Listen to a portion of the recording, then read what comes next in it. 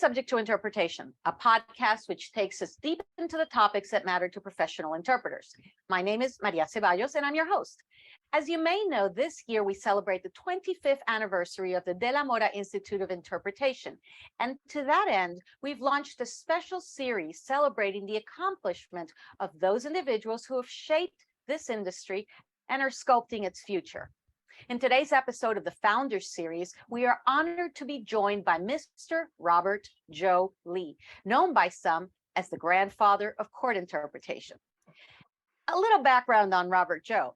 After serving as staff to the New Jersey Supreme Court Task Force on Interpreter and Translation Services, he founded New Jersey's Judiciary Language Access Program, which he managed for 23 years.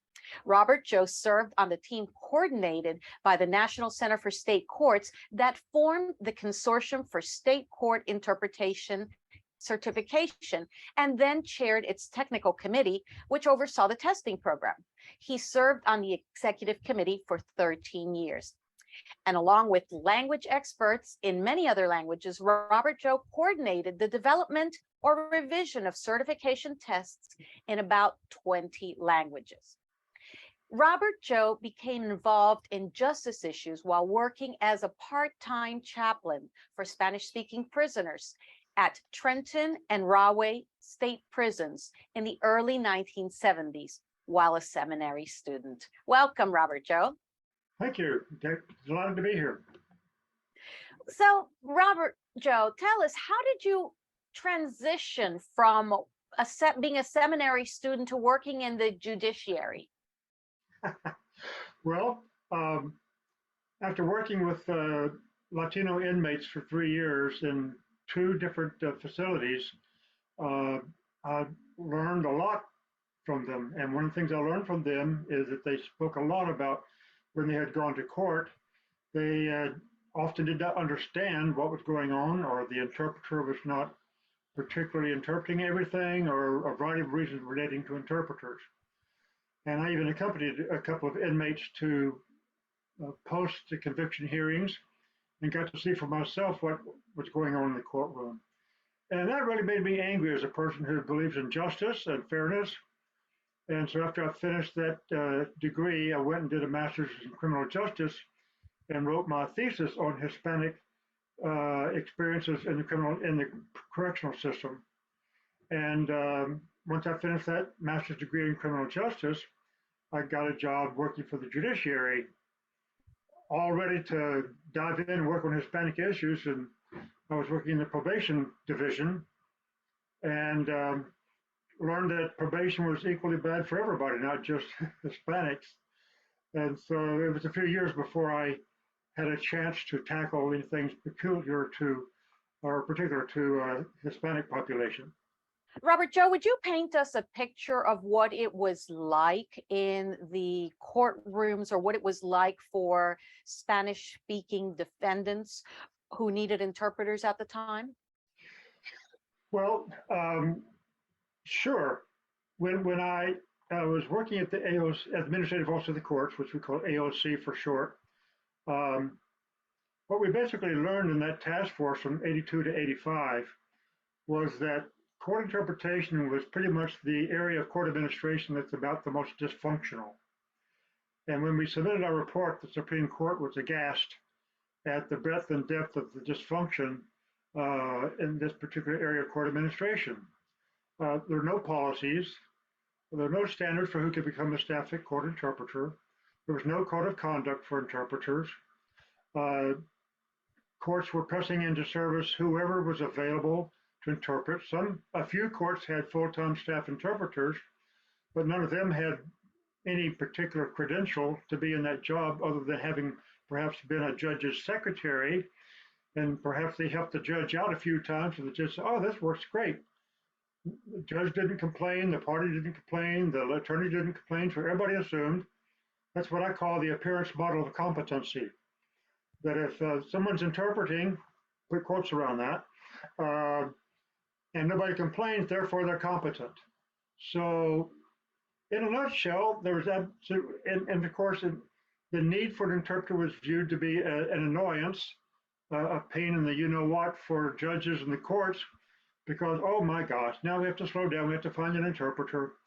So there's absolutely next to nothing positive about the experience for anybody. Judges are frustrated, lawyers are frustrated, litigants didn't know what was going on, witnesses. Hard to imagine how the courts limped along for so long. So this was, we're speaking of state court, but of course, for a few years prior, there was in federal court, they had the Court Interpreters Act, and there was some kind of testing, and there was certification for federal interpreters, but not state court interpreters. Why do you think? Well, because the bill that passed Congress applied only to the U.S. district courts nationwide. And so there's the federal judiciary, and then each state has its own judiciary. And so there's no federal oversight of state and local courts. So that bill was specifically targeted to the federal courts. Why? Well, that was Congress acting on it, so they don't have any jurisdiction over how local judiciaries function. And was there any appetite for their local judiciaries to emulate what was happening at the federal level? Well, it was an evolutionary process. Starting in the 70s, there was some research done in state courts and local courts, municipal courts, that pointed out some of the issues and concerns, but they largely fell on deaf ears at the time. It did not get much circulation. That was in the late 70s. And then after the Federal Court Interpreter Act passed and was beginning to be implemented by the Administrative Office of the United States Courts, there began to be something of a groundswell, but I wouldn't call it a huge groundswell. It would start off very slowly. New Jersey was one of the first states. Of course, specific county jurisdictions around the country had gotten a head start, like Los Angeles County and Phoenix. I forget what the name of their county was. Miami and Dade County in Florida. In some locations with large Latino populations, there were some initiatives, but not much at the state level. California did pass a Court Interpreter Act bill in 1976, I think it was. So they got something of a head start. So once New Jersey started, people started hearing about our testing, and we got requests from a couple of jurisdictions to use our tests because they didn't have the resources to develop their own. So there were a couple of counties in Florida, Denver County and Colorado, even a federal court in Rhode Island. Go figure.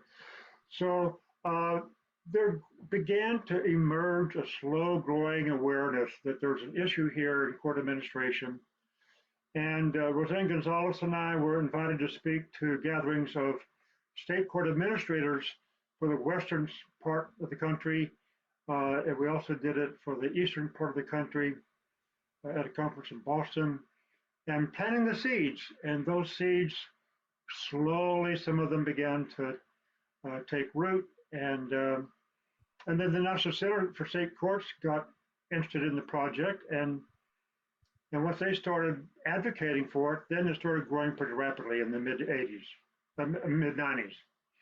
So the legal background for providing language access services that are competent and is really the fact that in order for a person to participate in due process, they have to be able to meaningfully participate. And in the case of a non-English speaker, that means that they require interpretation. Was that was that well received, or is it, kind of like yet another unfunded mandate by, government? Well, before I answer that question, I should backtrack one little bit and say that there was also some key case law that prompted the Federal Court Interpreter Act. So it's not just Congress that gets the credit.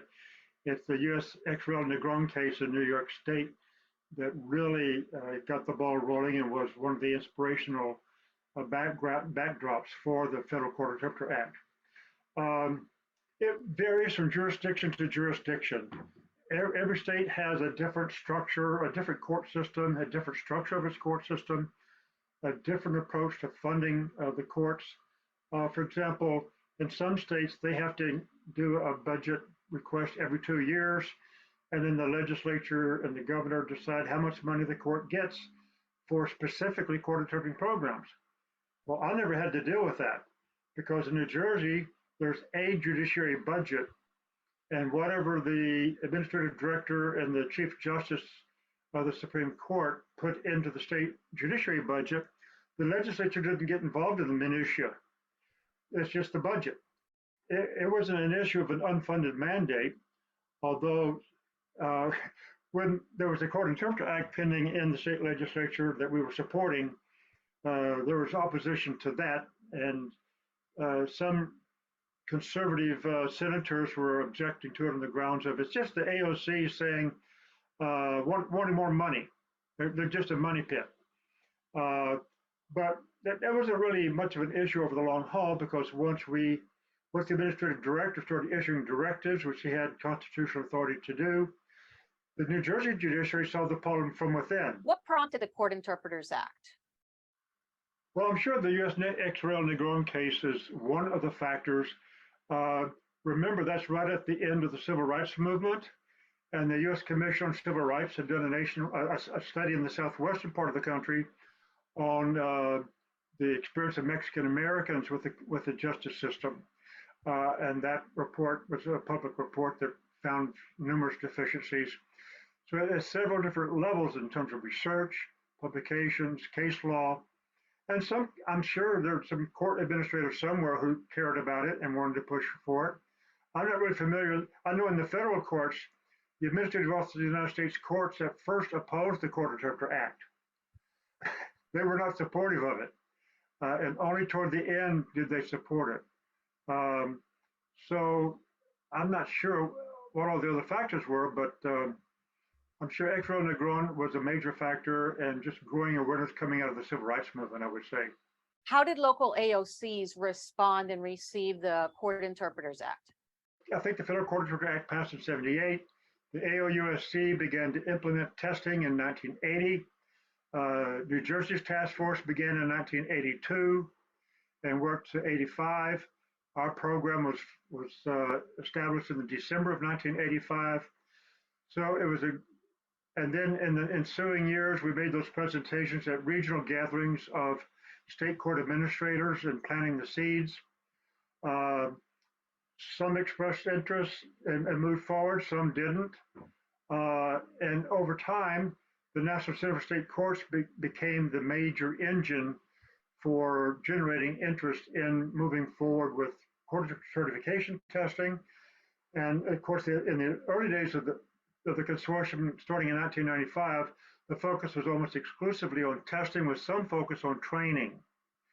After about 10 years, once testing was pretty well established, and there were like 20 or 30 states that had become members, then they began to realize this is a broader issue than just certification of court interpreters. There are issues regarding policy, codes of conduct, standards for managing interpretive proceedings, and all sorts of other things that are part of a larger issue in terms of language planning and managing a language access program broadly understood. And that was an evolutionary process.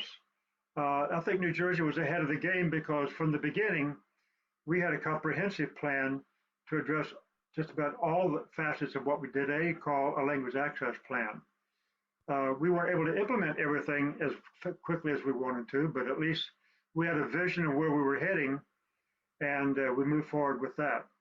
But it varied from state to state. It depends on who the state court administrator is. It depends on if there's a judge who's very forward-looking and very committed to the issue. It depends on if there's a chief justice who's the head of a Supreme Court who wants to move forward, or a justice on the Supreme Court. It's very personality dependent. So in your, Robert Joe, in your role as the language access program manager in the state of New Jersey, tell me what it is that you found with the interpreters that you did have working for you. What were your main concerns? My main focus has been trying to establish clear standards for what the profession stands for. And what does it take to enter the profession and succeed as a professional court interpreter? uh, that's a tall order when you've inherited staff interpreters who aren't competent. When we first started, uh, we tested all of our inherited staff court interpreters, and if I remember correctly, only one or two were able to pass the test the first time. And so we were persona non grata in that community as soon as we started testing. And so our credibility was negative. Not being Hispanic myself didn't help at all. There was this perception that, well, Robert Joe's just this white guy who's out to get us, which I understand. If I've been working for years and everybody told me I was doing a great job, the judges, the bilingual attorneys, and the litigants, nobody knew any different. So if I've been told that all those years, then who's this white guy coming in to test us and tell us that we're not doing our job right? So establishing the credibility of the test was a huge, huge political challenge. So we had our primary test rater go sit down with each person, play their test back to them, show them the rater scripts and how they were graded. And boy, did that introduce a shift from arrogance and anger to humility and embarrassment. Ay, Dios mío, dije eso, no lo creo. And so when we held up a mirror to people so they could really see what they were doing, which nobody had ever done before. These people have been working in the dark, doing what they thought was best, in all honesty and sincerity, to discover that they've been living something of a non-professional life. We went from being their enemies to being their best friends almost overnight. And to their credit, they began to see what they needed to work on. And so we established a tuition reimbursement program, and people who were committed and wanted to stay around, they went and took advantage of free tuition to start improving their knowledge and skills. And I'm proud, one of the things I'm proudest of is that we did not dismiss a single staff court interpreter. They either ultimately passed or they decided, this is really not for me now that I know what it really is. And they went on to other jobs within the courts. No one lost their job. So I'm very proud of how we implemented that very humanely and with great consideration of people who had been just working in the wrong environment with the wrong expectations, all innocence. So with regards to the testing program that you created and implemented, could you talk to us a little bit about how it went from being a New Jersey only test to then contributing and participating in the consortium, which later became the National Center for State Courts? Sure. Well, again, this whole field has been evolutionary. One of the things I always say is there's no such thing as an immediate solution to problems, because courts and large institutions don't just change overnight. It was an evolutionary process, as I said. And once we started, people started hearing about us, and we started sharing our tests. And the way we shared our tests was we required a representative of a given court system to come to a seminar where we talked to them about what a test was, what it did, how it was measured, how it was administered, and they had to agree to administer the test according to our procedures. So also, I forget who I was with, but I taught I led a session at the Northeastern Regional Office of the National Center for State Courts up in Boston, and planted the seeds of what needed to be done. And in that audience was a fellow named Bill Hewitt, who was a relatively new employee of the National Center for State Courts, and he took a personal interest in it. So again, this is another example of how personality-driven the field has been. So he took an interest in it, and a few years later, guess who got a grant to do a national study of court interpretation? Bill Hewitt at the National Center for State Courts. So he formed an advisory board, which I was happy to serve on. And from 1993 to 1995 or so, we we did the National Assessment of Court Interpretation, and Bill wrote the report called Court Interpretation Model Guides for I think the 2000, something like that was the title. And being at the National Center for State Courts, which is an organization that has membership from all of the state judiciaries in the country, he had a platform from which to preach the gospel of court interpretation certification and everything beyond that. And that report was something of a roadmap for doing that. And in 1990, and during the course of those years of working in that group, with Oregon, Joanne Moore, and I, and Bill were the three people who did most of the work in conceptualizing moving forward with this concept of sharing tests based a little bit on the New Jersey model, but the basic idea was, why should every state spend money to develop its own tests? Let's pool resources, let's pool tests, let's pool money, and let's make them available to everybody. So that was the idea that formed the consortium, and Minnesota and Oregon joined in. So those were the 4 charter states.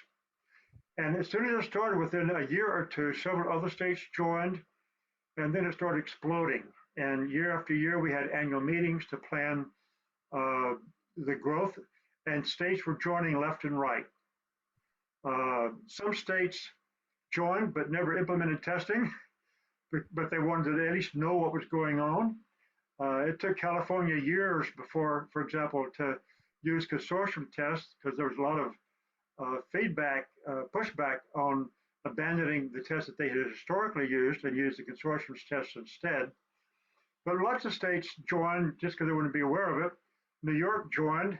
They still, to this day, have never used, to my knowledge, a consortium exam or national center exam. They're still doing testing their own way, but they were members. In fact, someone from New York was even on the technical committee helping us design our testing program. So it exploded. And in the early days, it was sort of like a small club of people getting together to talk about, well, how are we going to do this? And then I'll never forget, we had an annual meeting in Tampa, Florida, about 5 or 6 or 7 years into the life of the consortium. And California had just joined, and about 10 other jurisdictions seems like they had just joined. And we went from this little mom and pop operation to this gigantic gathering of people. It became unwieldy.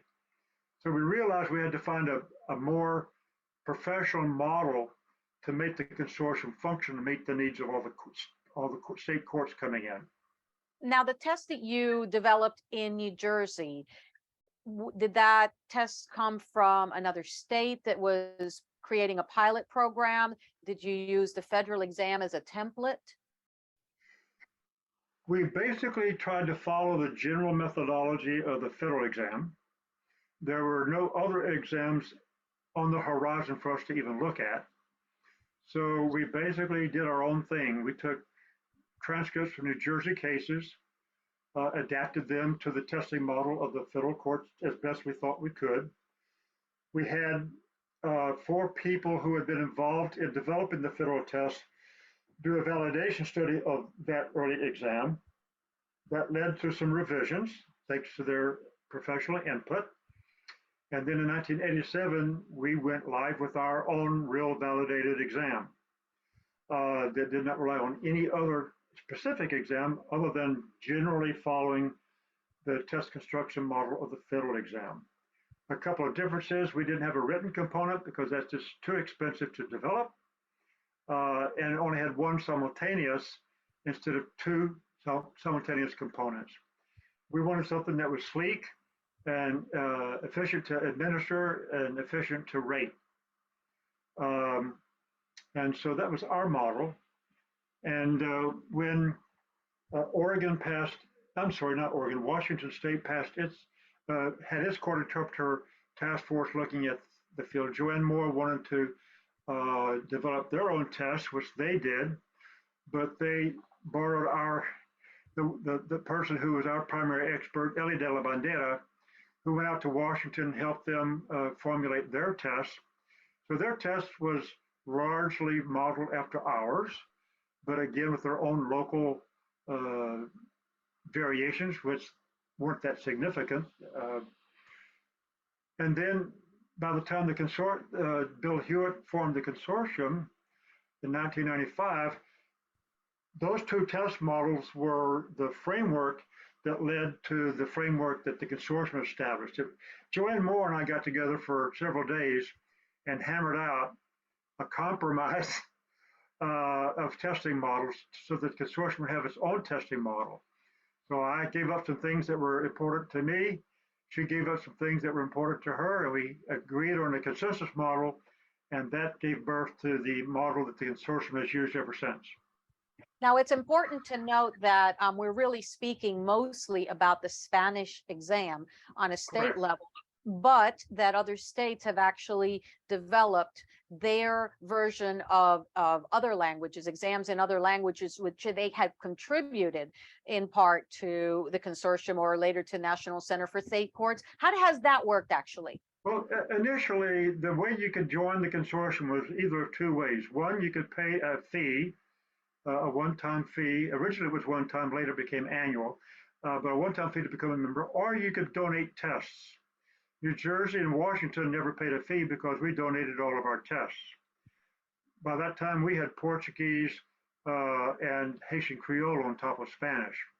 Washington, because of their population, also had Mandarin,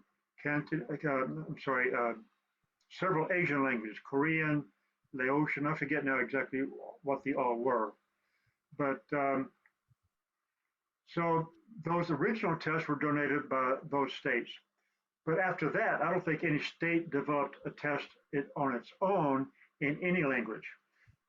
After that, the consortium itself developed the tests. And I remember every year when we had our annual meetings, we would talk about, well, what's the next language we're going to develop a test in? And that in the early years, that was an easy question to answer because most people's needs were fairly similar: Russian, Vietnamese, etc.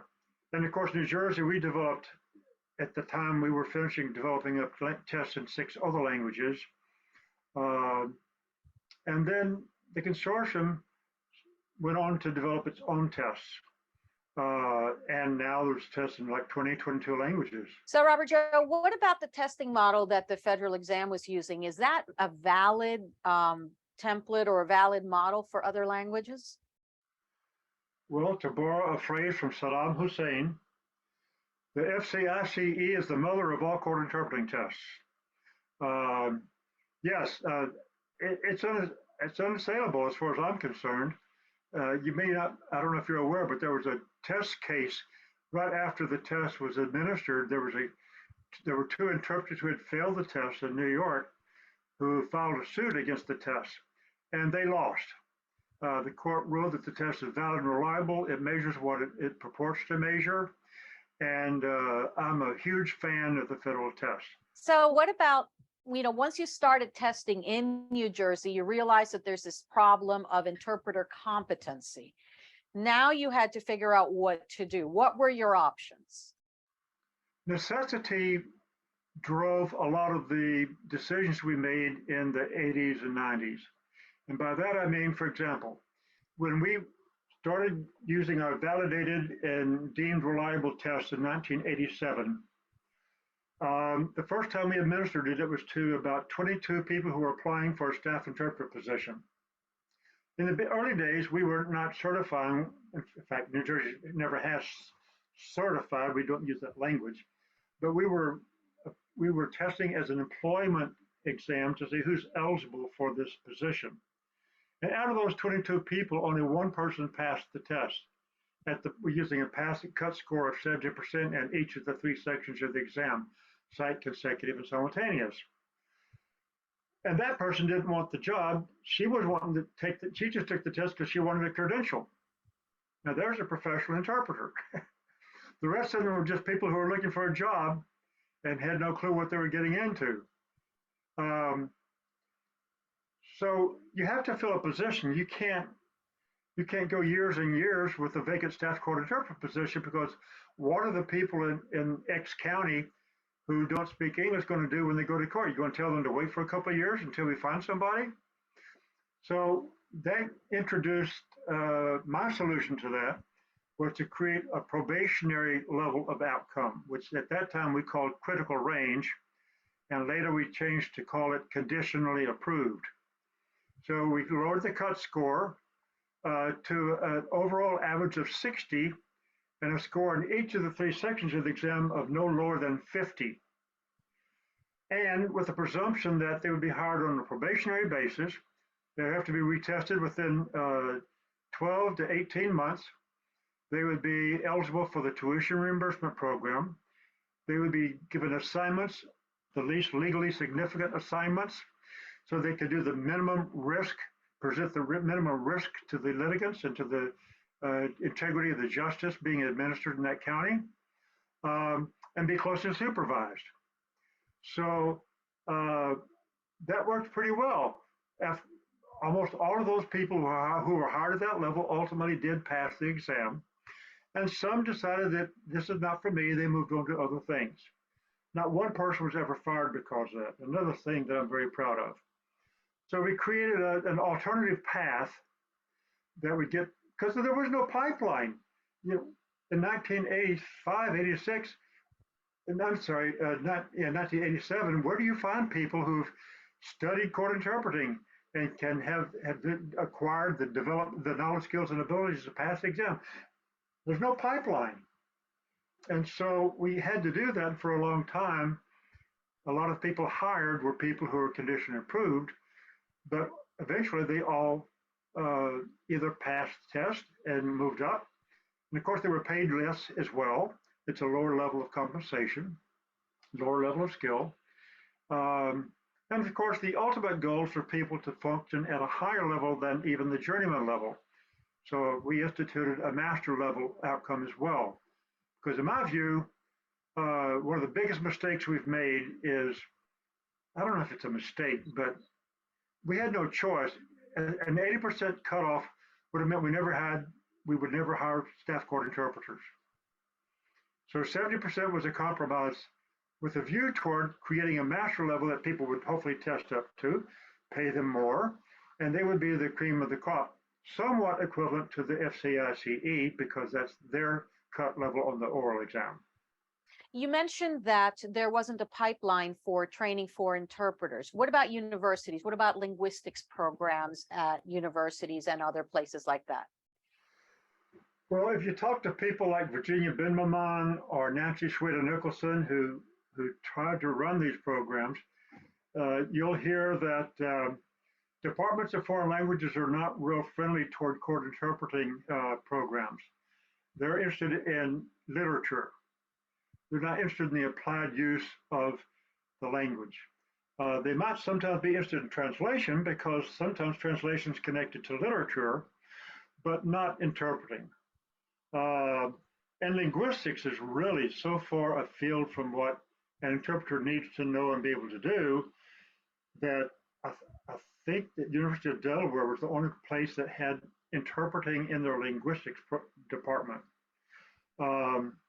And both of those programs have folded now. Nancy left, Jenny left, and the master's program at College of Charleston died. So in New Jersey, we had a college that started a minor in legal interpreting, and when the professor who started that retired, the program died. But it would have died anyway because of lack of enrollment. And so in New Jersey, we have 2 or 3 colleges that still offer courses in interpretation and court interpreting, legal translation, but it's not a full-fledged program like I would like to see.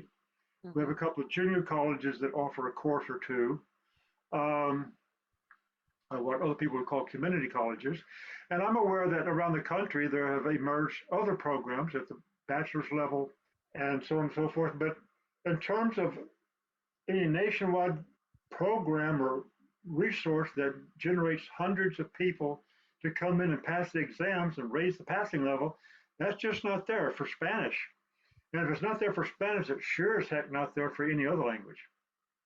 So do you have any suggestions for either academics or trainers or even other AOCs regarding, what approach they should take to increase the number of trained interpreters, and also what level of training are we really talking about?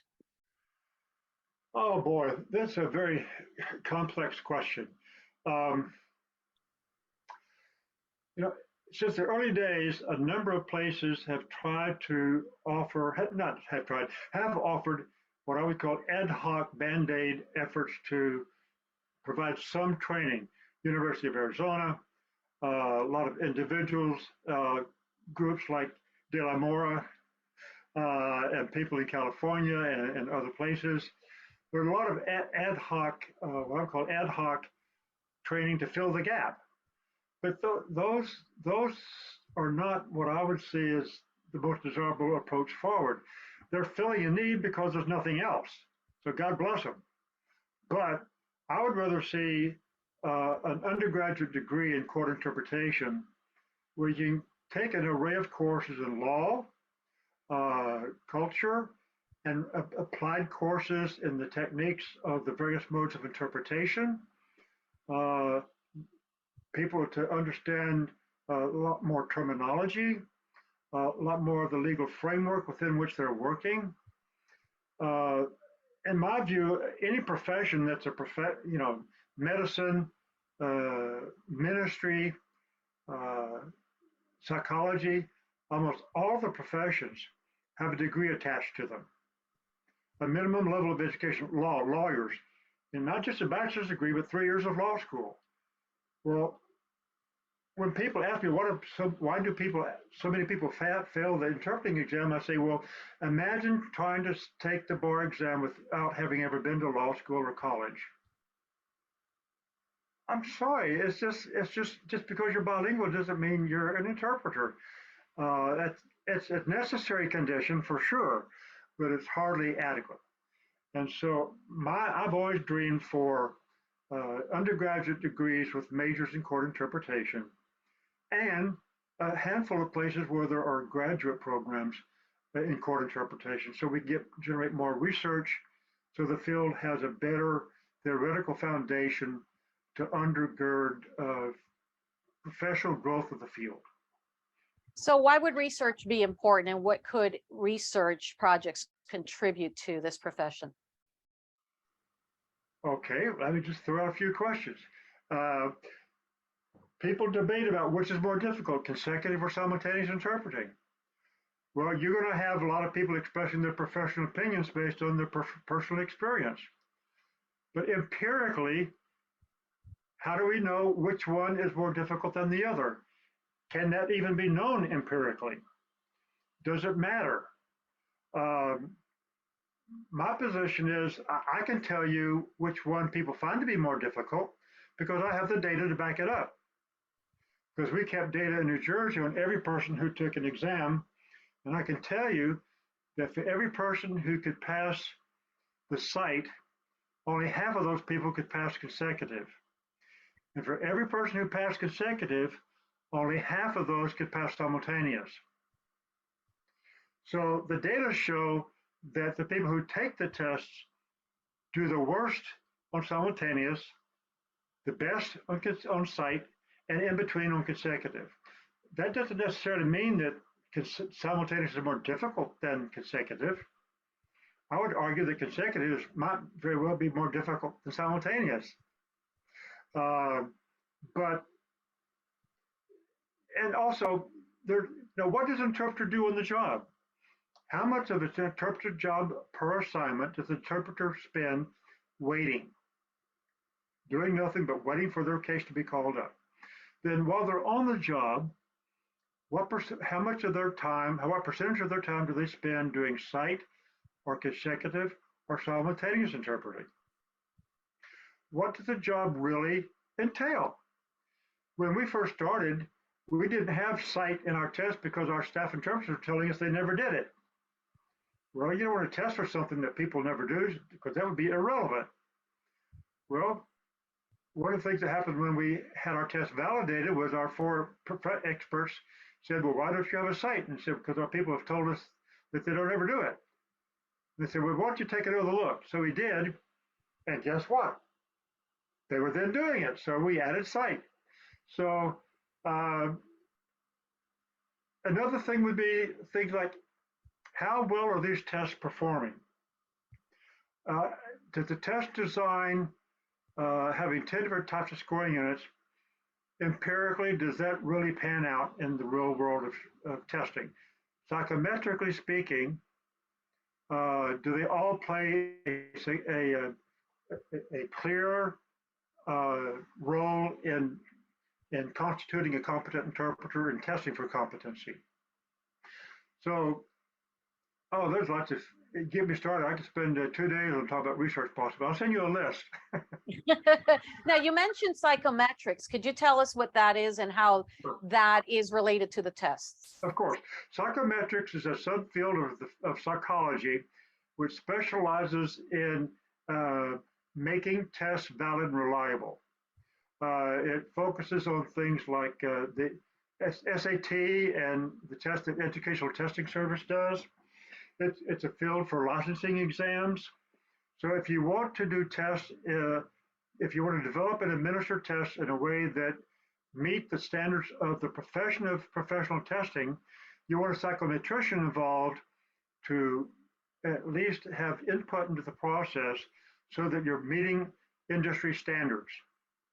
And that's what psychometrics is. So psychometrics is the metrics of measuring mental constructs or professional skills.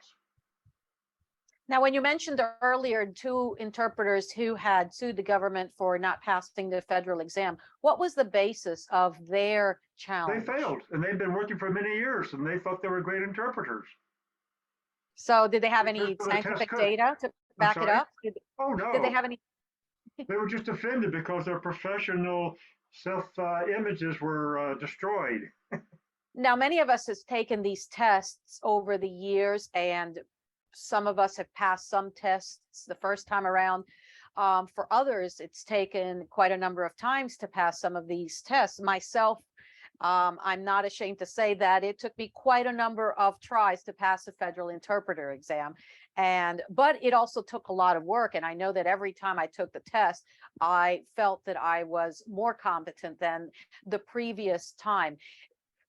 Does the test really, does a good test result really mean that an interpreter, that the person is a good interpreter in more than just that particular sitting or across the board? Jack Leith, who was the person at the Administrative Office of the United States Courts who oversaw the process that led to the creation and administration in the early years of the federal test, always said, the test is a measure of how you performed on the day you took the test. It's not necessarily a measure of how good an interpreter you are.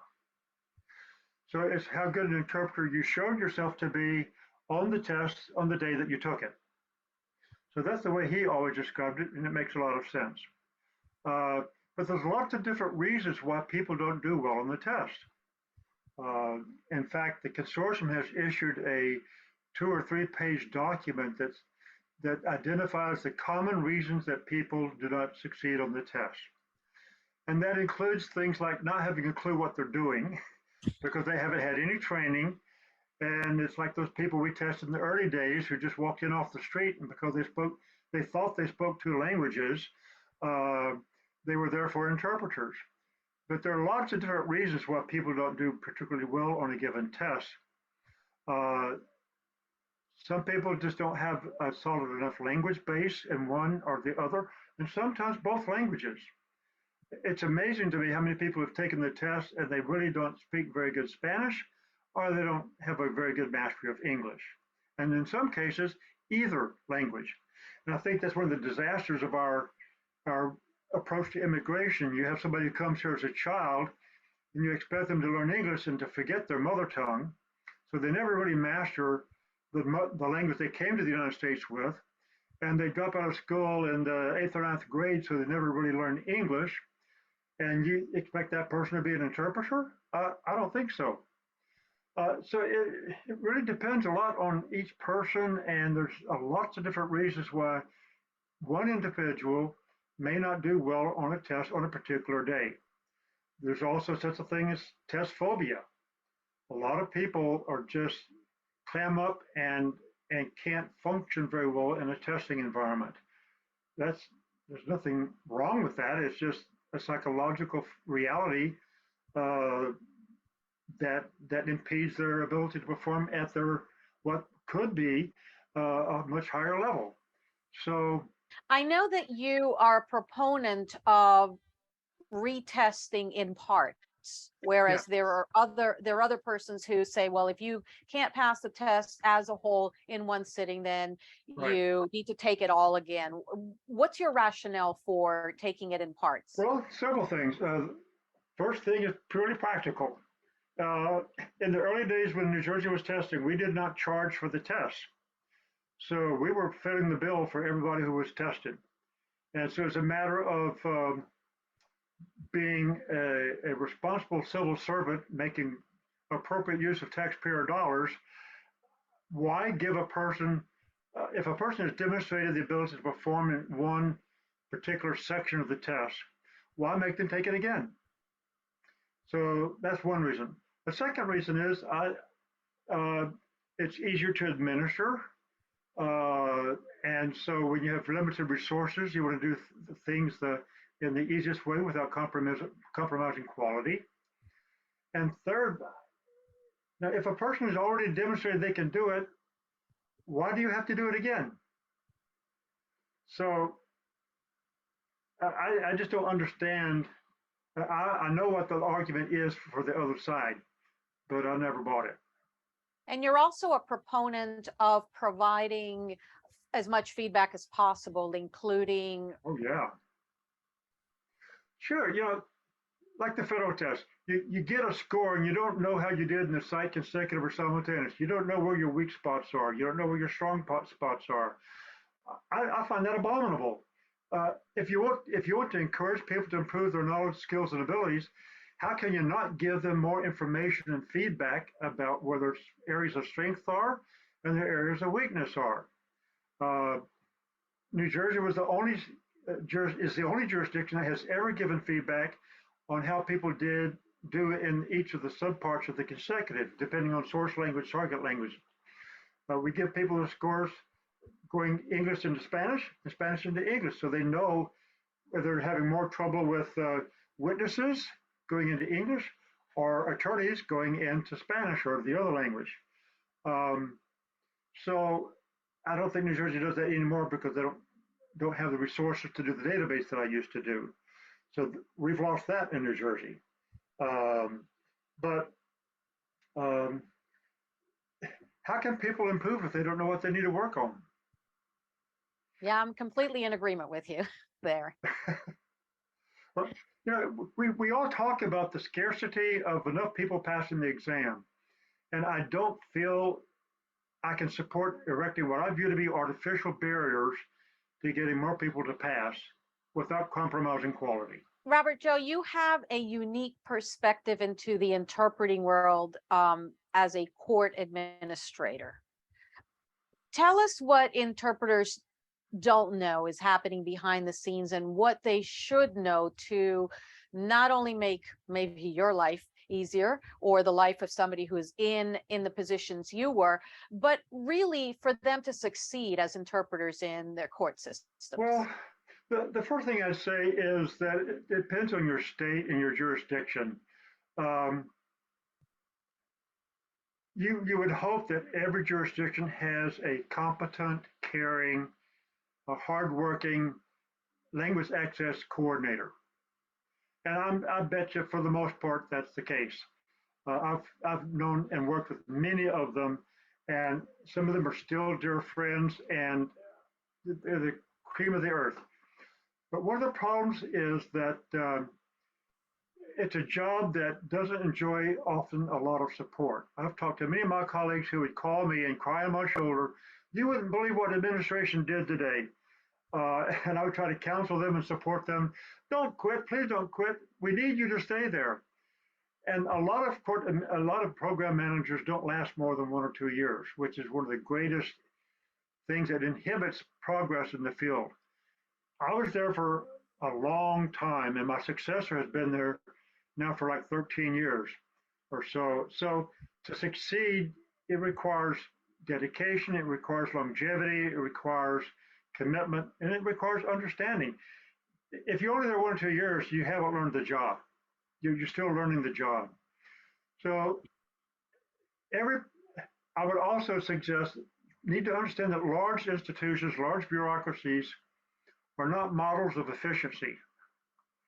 Even though I was at the New Jersey AOC, people need to understand that I was competing with all the other aspects of the judiciary. So for example, in New Jersey, probation's in the judicial branch of government.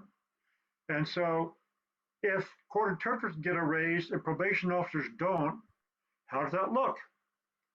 If court interpreters are being laid off far less than probation officers, are they getting preferential treatment? So the problem is court interpreters do not work in a vacuum. They do not work in isolation. They work in a huge bureaucracy. And everyone in that bureaucracy is fighting for the crumbs. And it's very difficult for court interpreters to get what they probably deserve. Let me rephrase that, which they certainly deserve. And court administrators, if they don't get a raise to the interpreters the way they think, the interpreters think they should receive it, it not necessarily has anything to do with the interpreters. In the last many years, we've seen many instances where state judiciary budgets have been cut. I know many times we had to lay off lots of employees in New Jersey because the judiciary lost millions in its annual appropriation. It was not political. There's no money. And so there are a lot of factors involved in whether or not an administrator can accomplish certain things that interpreters think should be very easy to accomplish. And so what my advice would be to everybody is develop a relationship with managers in the courts. Find out what they're dealing with. Become a friend to them, not a foe. The problem I had with some people from time to time, not very many, but a couple, is when a staff interpreter might take on something of what we call a messianic complex and want to save the world for court interpreters and lambast management. You don't make friends by alienating the people that you're trying to persuade. It's just a difficult world we live in, and sometimes the money's just not there. Sometimes you're competing with greater commitments. It's just a hard thing, and it takes a long time. Being a manager in this field and trying to get success is not for the lighthearted. It's only for people who want to be around for a long time and are stubborn enough to not give up. How has the role changed over the years of the court administrators with regards to the interpreters? Oh, wow. I don't know how to answer that because every jurisdiction is very different. You have, and even in New Jersey, every county is different. In some counties in New Jersey, you have a court interpreter who is the head of the court interpreting unit and makes the administrative decisions and reports to somebody above him or her. In other counties in New Jersey, it's a non-interpreter who supervises the court interpreter unit. And it's just a straight manager with no necessary expertise in court interpreting. Mm-hmm. So I've never quite understood, well, I have understood it because sometimes that court interpreter might have been a very good interpreter, but was not a very good manager. The skill set of an interpreter does not necessarily transfer into supervision. And so in other jurisdictions, there's not enough workload for a full-time staff interpreter who does nothing but interpret. So they create a dual position where they are a clerk that does some things and then they're an interpreter that does interpreting. And it's an environment where it's just sort of a compromise arrangement. There's so many different ways it's managed. I don't even know how to begin to answer the question. So you retired from Yes. the New Jersey judiciary, and you're still very actively involved in the interpreting profession. Tell us about what projects you're working on and what you're looking forward to the future. Well, my involvement has declined over the years since I retired at the end of 2008. In the first several years after I retired, I was still doing some work for the AOC here in New Jersey. I was still serving as a test test rating supervisor for the consortium, or what was dissolved, and then the new arrangement that they formulated after that. I continue to help with test writing, test revisions, and over the years, those have both ended for a variety of different reasons. And so I've always wanted to do more research. And so I've done some research, the biggest of which was a certain national survey of court interpreter compensation, which came out about, I don't know, 6 or 7 years ago. And I'm not doing very much now. I have things that I would like to do, but between grandchildren and lots of other commitments, my day-to-day involvement is unfortunately a lot less. I'm not as up to date as I would like to be. I still serve on the advocacy committee for NAGIT, and so I get my foot in the door that way, and that's very enjoyable with Sandro Tomasi and my other colleagues. But aside from that, and speaking at conferences from once in a while, unfortunately, I'm sort of out of the loop. Well, do you have any parting words for interpreters who are, still having a difficult time passing those exams? Good training. Read in both languages. Expand your vocabulary. The test is not out to get you. It's a fair, reliable test. And if you develop the knowledge, skills, and abilities, it'll be a piece of cake, believe it or not. Robert, Jolie, thank you so much. You have definitely earned your retirement, but we are so glad that you're still involved with NAGIT and in the interpreting profession. We value your expertise, we value your knowledge, and most of all, we value your service. Thank you so much for joining us here on Subject to Interpretation. It's my great pleasure. You can tell I love it. Absolutely. Everybody, thank you so much for joining us here on Subject to Interpretation. Never stop learning.